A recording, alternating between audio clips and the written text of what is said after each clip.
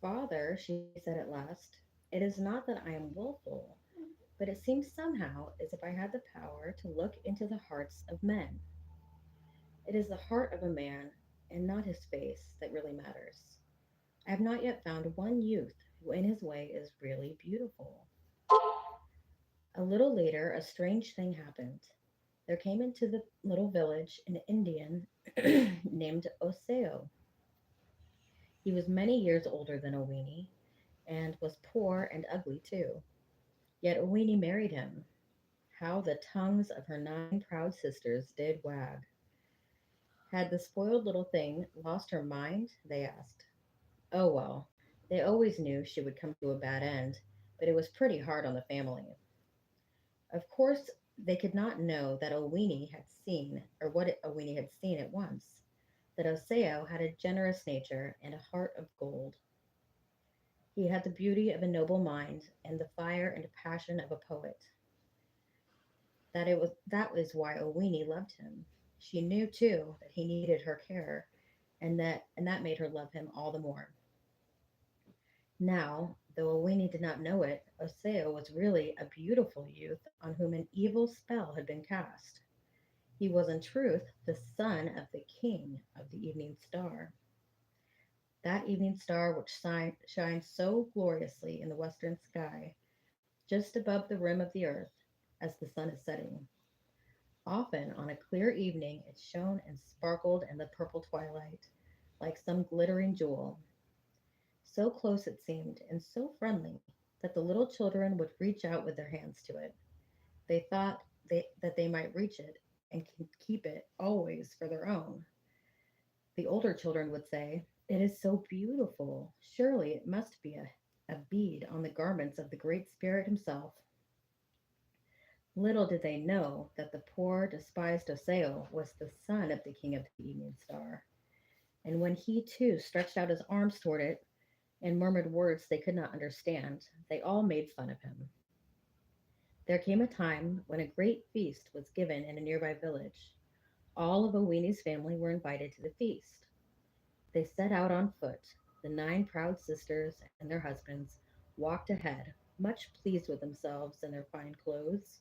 All of them chattered like magpies, but Owini walked behind in silence, and with her walked Oseo. The sun had set in the purple twilight over the edge of the earth. The evening stars sparkled. Oseo stopped, stretched out his hands toward it, as if praying for pity.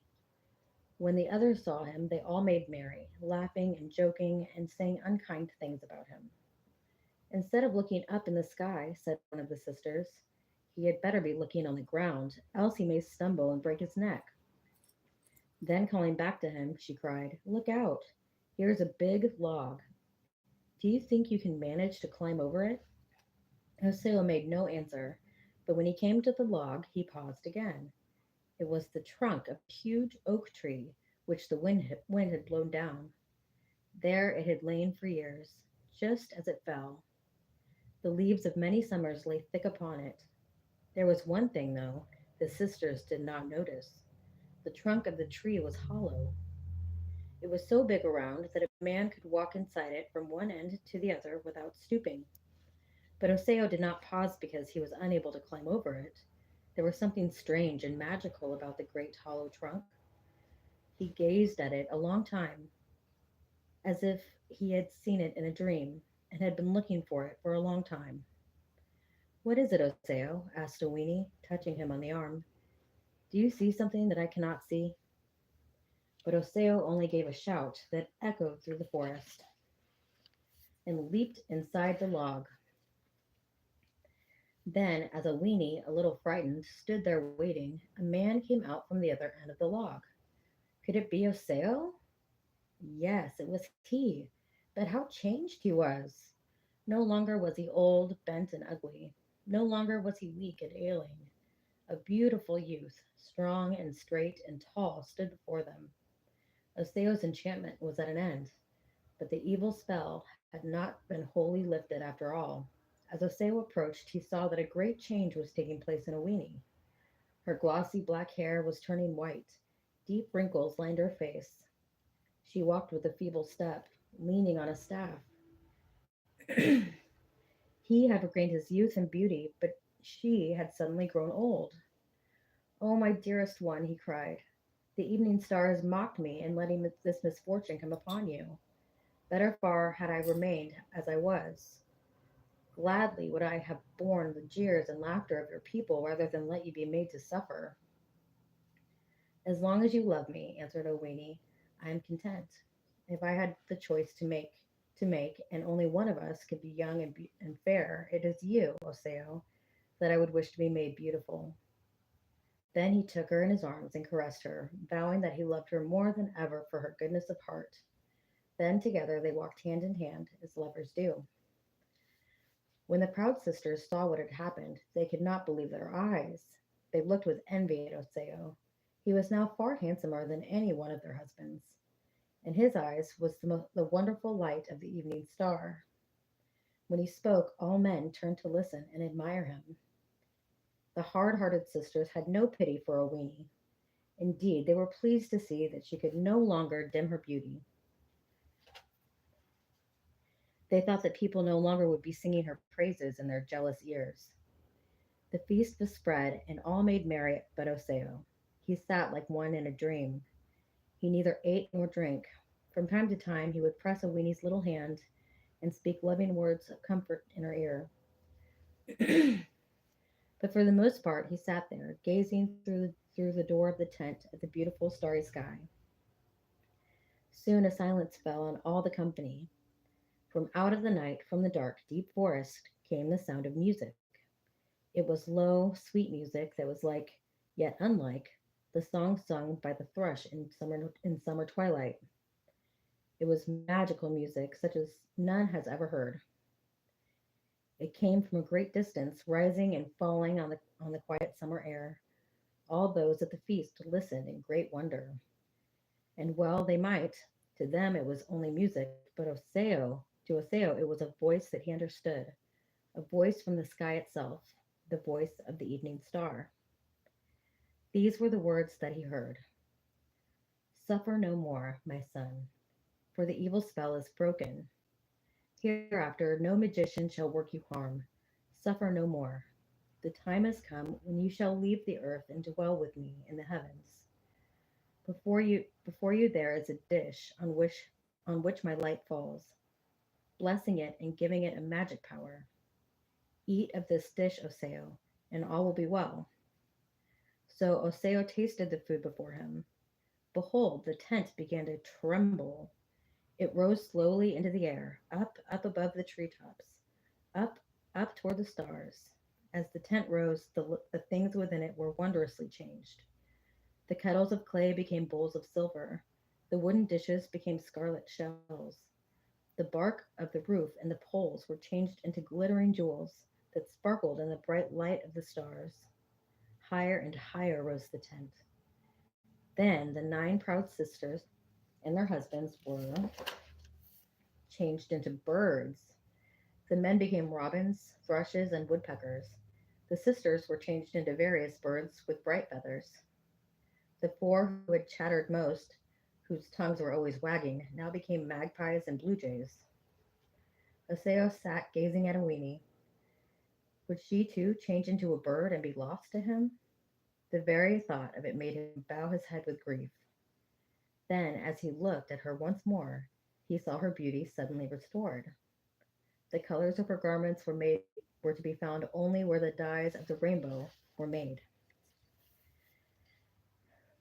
The tent swayed and trembled as the wind bore it higher and higher into the above clouds. Up, up, up it rose, until at last it settled gently on the land of the evening star.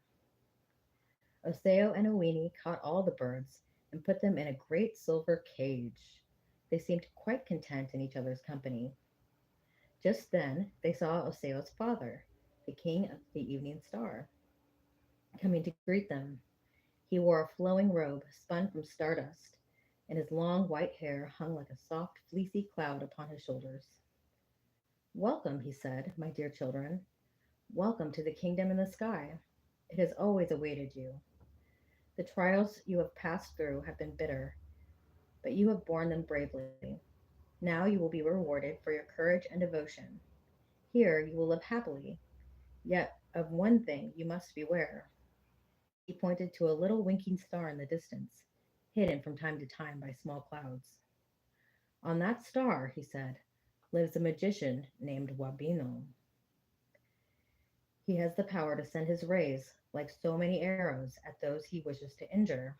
He has always been my enemy. It was he who changed Oseo into an old man and cast him down upon the earth. Have a care that this light does not fall upon you. Luckily, his power for evil has been greatly weakened. The friendly clouds have come and helped me. They form a screen through which Wabino's arrows cannot pass. The happy pair fell upon their knees and kissed the hands of Oseo's father and thanked him for all he had done for them. Oseo pointed to the cage of birds and asked, "Is this also the work of Wabino the magician?" "No," answered the king of the evening star. "It was my own power, the power of love, that caused your tent to rise and bear you hither. It was also by my power that the envious sisters and their husbands were changed into birds, because they hated you and mocked you, and were cruel and scornful to the weak and the old. I have done this thing. The punishment is not so great as they deserve. Here in the silver cage they will be happy enough. They will be proud of their handsome feathers. They may strut and twitter to their heart's content. They shall be well cared for. Hang the cage there at the doorway of my dwelling." Thus it was that Oseo and Owini came to live in the kingdom of the evening star. As the years passed, the little winking star where Wabino, the magician, lived grew paler and paler. After a while, it lost all its power to harm. A little son came to Oseo and Owini to make their happiness more complete. A charming boy, he was with the dark, dreamy eyes of his mother and the strength and courage of his father. It was a wonderful place for a little boy to live, close to the stars and the moon. The sky was so near that it seemed a kind of curtain for his bed, and all the glory of the heavens spread out before him. Sometimes he was very lonely and wondered what earth was like, the earth his father and mother had come from. He could see it far, far below, so far that it looked no bigger than an orange.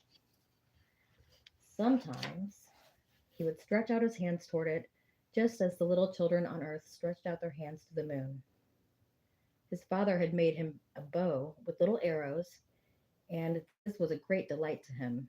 But still he was lonely and wondered what the little boys and girls on earth were doing, and whether they would be nice to play with. The earth must be a beautiful place, he thought, with so many people living on it. His mother had told him strange stories of the faraway land. She had told him about the lovely lakes and rivers, the great green forests where the deer and the squirrel live, and the yellow rolling prairies swarming with buffalo. These birds, too, in the great silver cage, had come from the earth, he was told. There were thousands and thousands just like them. There were others even more beautiful that he had never seen at all. Swans with long curved necks floated gracefully on the waters. Whippoorwills called at night from the woods. The robin redbreast, the dove, and the swallow lived there too. What wonderful birds they must be. Sometimes he would sit near the cage, trying to understand the language of the feathered creatures inside. One day, a strange idea came into his head. He would open the door of the cage and let them out. Then they would fly back to earth, and perhaps they would take him with them. When his father and mother missed him, they would be sure to follow him to earth, and then he could not quite see just how it would all end. But he found himself very close to the cage. The first thing he knew he had opened the door and let out all the birds. Round and round they flew, and now he was half sorry and a little afraid as well. If the birds flew back to earth and left him there, what would his grandfather say? Come back, he called, but the birds only flew around him in circles and paid no attention to him. At any moment they might be winging their way to earth. Come back, I tell you, he cried, stamping his foot and waving his little bow. Come back, I say, or I'll shoot you. Then, as they would not obey him, he fitted an arrow to his bow and let it fly. So well did he aim that the arrow sped through the plumage of a bird, and the feathers fell all around him. The bird itself, a little stunned, but not much hurt, fell down. A tiny trickle of blood stained the place where it lay, but it was no longer a bird with an arrow in its wing. Instead, there stood a beautiful young woman. Now, no one lives in the stars who lives in the stars is ever permitted to shed blood, whether it be of a man, beast, or bird. So when the few drops fell upon the evening star, everything was changed. The boy suddenly found himself sinking downward, held up by unseen hands, yet sinking closer and closer to earth. Soon he could see the green hills and the swans floating on the water. At last he rested on a grassy island in a great lake. Lying there on the earth and looking up at the sky, he could see the tent sinking also. Down it softly drifted till it rested upon the island too. In it were his father and mother, Oseo and Owini, returned to earth to live once more among men and women and teach them how to live. For they had learned many things in their life upon the evening star, and the children of earth would be better for that knowledge. As they stood there hand in hand, all the enchanted birds came falling and fluttering through the air. Then, as each one touched the earth, it became a human being. The human being, yet not quite as before, for now they were only dwarfs, little people, or pygmies, pukwudgies, as the Indians call them. Happy little people they became, seen only by a few.